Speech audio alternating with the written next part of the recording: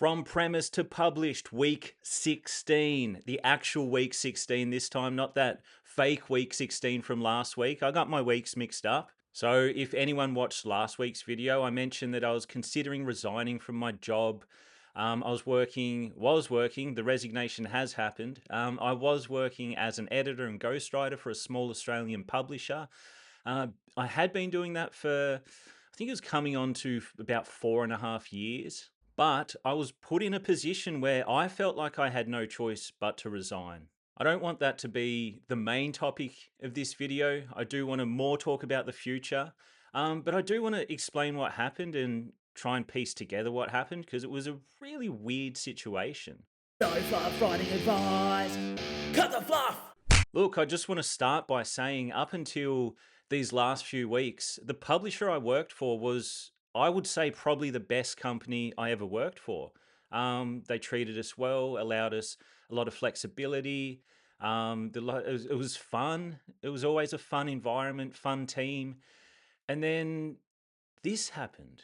So during the Christmas break, in the first week of January, that's when my wife launched her business. She opened a home salon. She's a hairdresser, and she had a really busy first week. I mean, like way busier than we expected, which it is a good problem to have. But we were starting to think, oh, okay, how are we going to, if she stays that busy, how are we going to handle running a household with both of us working full time? And essentially, her working more than full time. When you're running a business, you've got admin, you've got social media, you've got all these other things you've got to do like at the end of the day. And my plan at work was always to drop a day. Like I was working full time. I did start as a part timer way back in 2022. I think I switched from freelancing to a part-time position, and that was about 30 hours a week. And so the plan was to go back to that at some point. The publisher was aware of this. I'd mentioned it multiple times to multiple people. So during the Christmas break, when I'm thinking about all this, I get an email from the boss saying something, I'm paraphrasing here, but something along the lines of, we're aware you're running a publishing company. We believe it's a conflict of interest. We think you should step down from your full-time position and come back as a freelancer or contractor. And I read that and I was like, what? I am not running a publishing company, but I do see where they might have got that idea. When I self-published my novel, Demonology and the Art of Pickling Demons, back in 2024, when I bought the ISBN, I did set up a publishing company and I set up a website. And that website has been sitting there for 2 years before this was even brought up. And I guess the main thing that they were referring to was, at least in the beginning, I assume, was under the services section of my website, it does say coming soon. I wrote that when I first set up the website, coming soon. It's been coming soon for over 2 years now. Nothing's coming, or nothing was coming. So I sent a quick message explaining why the publishing company exists, and I thought that'd be the end of the conflict of interest thing. But we arranged to have a phone call to chat about it anyway, just to make sure, I assume, to make sure we're on the same page. So on the phone call, they brought it up again and said, I think they understood at that point why I set up a publishing company to self-publish a book. At least I thought they understood. But they still said, look, it's still a problem that it exists, and we want to move ahead with the switch from employment to contract. So I didn't try to argue it at that point. I didn't see the point because, look, I was going to need to cut back my work at some point. It was always the plan. It's like, okay, they want to switch me to a contract role. Maybe that will work instead of going back to part-time. So like, let's explore that.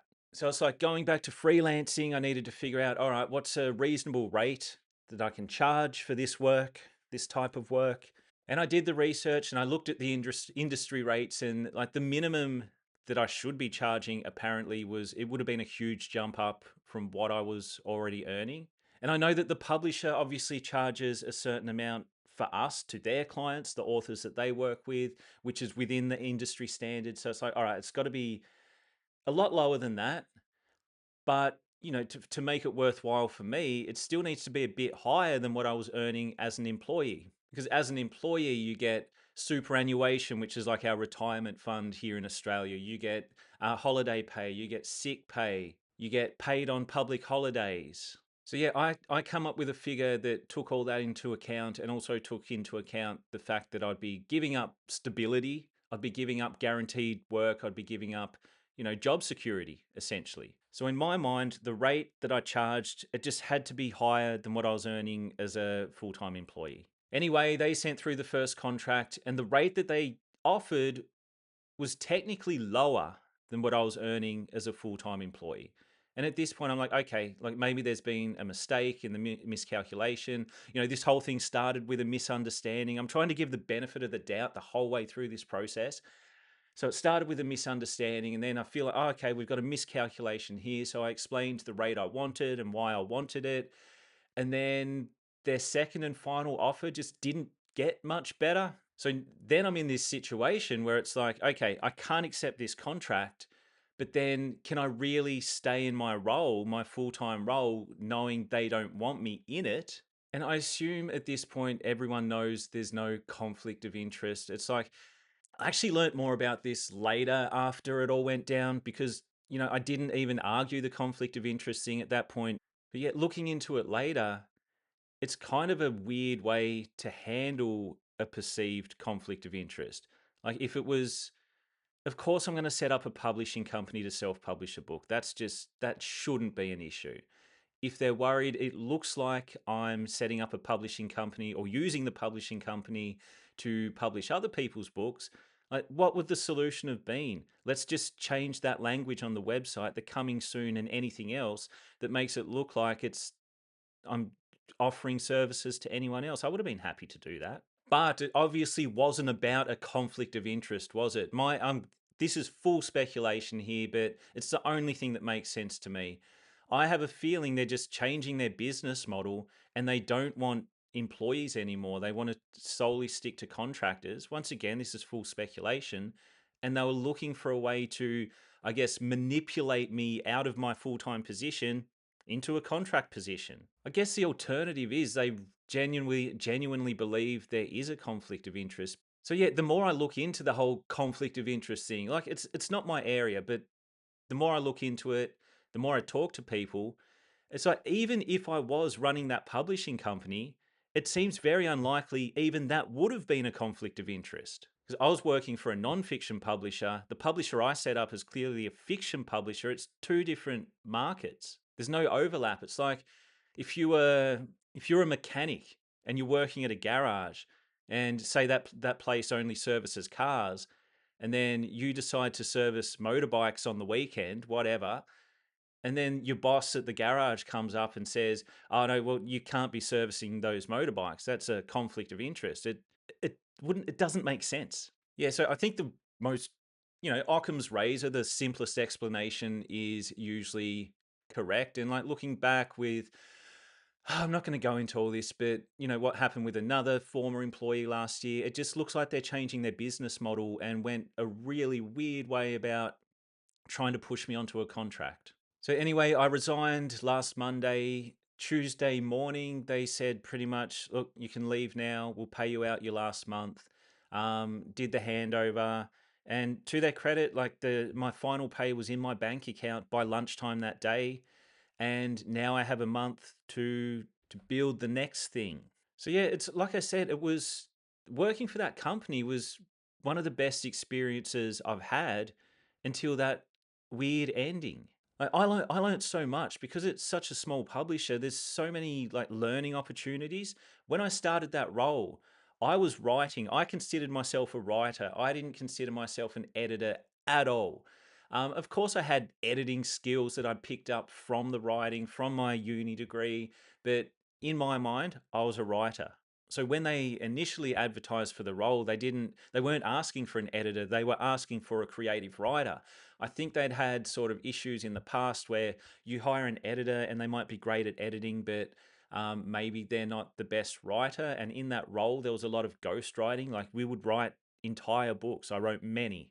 And because it is such a small operation, it's not like they have a whole bunch of different editors for different levels of editing. Like, oh, here's our developmental editor, here's our line editor, here's our copy editor, here's our proofreader. Over here, we've got our ghostwriter. as an editor in that company, we had to do it all. So we're developmental editing, we're developing the manuscripts with the authors, and then we're doing the line edits. And I mean, the line, some of the line edits we're talking full rewrites for some of these. And then we're doing the copy editing, we're doing the proofreading, and then we would write the blurbs as well. And blurb writing requires copywriting skills. So there's like another skill set that you sort of get to hone in that role. And then, of course, the big one, the ghostwriting. And that's not just here's a bunch of content, turn this into a book. Like a lot of the time, you've got to get that content from the authors. So you need to be able to sit there and ask questions and interview them and, find those golden nuggets. And that was a skill I got to hone during this job as well. It's such a great opportunity, and it was such a great opportunity. And I think in my mind, I thought I would be doing that for the rest of my career at some level, even if it got to the point where I got so busy with other stuff, or I was able to drop back to, maybe working on one book at a time for the company. I pictured myself doing that. So yeah, it was a bit of a like slap in the face when this all went down. But yeah, like, so back onto the positives, it's like I don't think I would have been able to hone all those skills so sharply in any different environment or any different company unless there's something similar. And like, I didn't even, when I got that job, I didn't even know that there were small publishers doing this in Australia. So it was a dream job. And the way they went about, trying to make this change to my employment arrangement, it's a big contrast to how it went down last time they wanted me to make a change to my employment arrangement. It would have been back in 2023. I was still part time. I was still working with two of my freelance clients at that point, and the publisher wanted me to switch from my 30 hours part time to full time. But at that time, they had a general manager, and she just took a very different approach from what's happened this time. Like, we had a meeting, and she said, "Look, we'd like to offer you a full time position." And I started to turn it down because it's like, oh yeah, I'd held on to those last two clients for a reason. Like, they were really great to work for. The work was fun, especially with one of them had a lot of creative freedom. It was just, they were good. So I initially turned it down, or started to turn it down, and then the manager said, "And this would be your new salary." It's like, oh, okay, now I need to think about it because there was an incentive there. It was a pretty decent pay rise. Contrast that with what happened this time. Like, the first offer was essentially a pay cut. It's like, I don't understand where the incentive is. It's two different people, two different approaches to a similar situation. And yeah, that the second approach just doesn't work for me. Anyway, let's not dwell on that. Big things are happening. A lot of my free time now is going to go into basically running the household.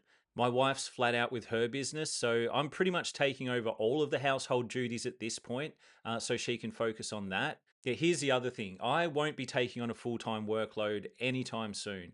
Like I said, I need to focus on the household, need to focus on the kids. And I am going to start doing some content writing in March. I've already lined up some work. I don't want to take on too much. And I think I mentioned in the last video, I want to focus on this channel a bit more in the sense that I want to get through a lot of these indie submissions quicker. My aim at the moment is to get through one every fortnight, which could be doable. I get through the audiobooks quick enough. I'll probably be getting through them quicker now because I'll be, doing so much stuff around the house. I could be cleaning the house and have an audiobook in my ears at the same time. Because it used to be I would do the yard work, wife would clean the house, doing yard work with a lawnmower.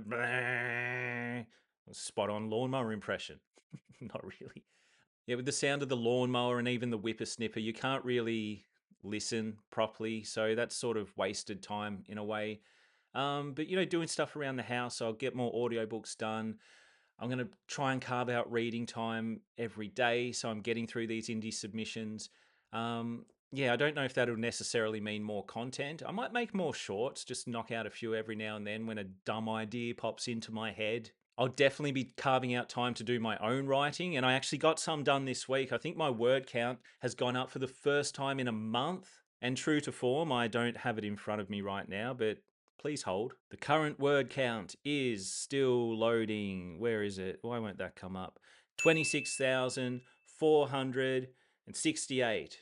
Not sure what it was before. That doesn't feel like a huge increase, but I did get some more words on the page, and I will get more on the page this week. I can actually almost guarantee it for the first time. And the final thing I'm about to start working on, pretty much building and creating today, is I want to start offering my editing services to fiction authors. Now, I don't know exactly what that will look like yet. I've already had some great insights and suggestions from authors. Especially, it's been valuable to hear their experiences, like the good experience they've had with editors and the bad ones. A lot of bad ones out there, apparently. Yeah, so I want to make sure I'm delivering all the good and avoiding all the bad.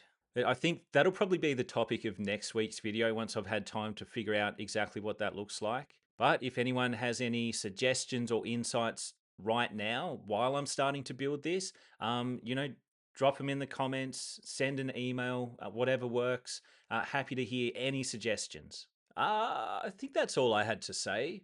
I should also say thanks to everyone who watches or has been watching the Premise to Publish series. When I started doing these unscripted videos, I think I've said in previous videos, I was just doing it to, get better at talking into the camera without a script. And it's debatable whether I have improved or not, and just sort of fill in that content gap in the middle of the week where I used to do the scripted videos. Look, now that I've got time, I could get back to doing the scripted videos and, drop an unscripted and a scripted video each week, but I feel like they're working pretty well as shorts. Like, I've been recording these unscripted videos and recording the reviews, and sometimes I'll just pick something out of one of those videos and turn it into a short. It's usually a piece of writing advice or some dumb insight, whatever. So yeah, I might keep it business as usual for now. I don't want to take on too much in any area to the point where I have to start neglecting my writing again or anything like that. So I think this is working. But yes, my point was, I appreciate everyone who is watching my unscripted ramblings. But even if no one was watching, I still wouldn't stop. If you enjoyed this video, hit subscribe. If you didn't enjoy this video, hit subscribe anyway and hate watch my content. That's always fun.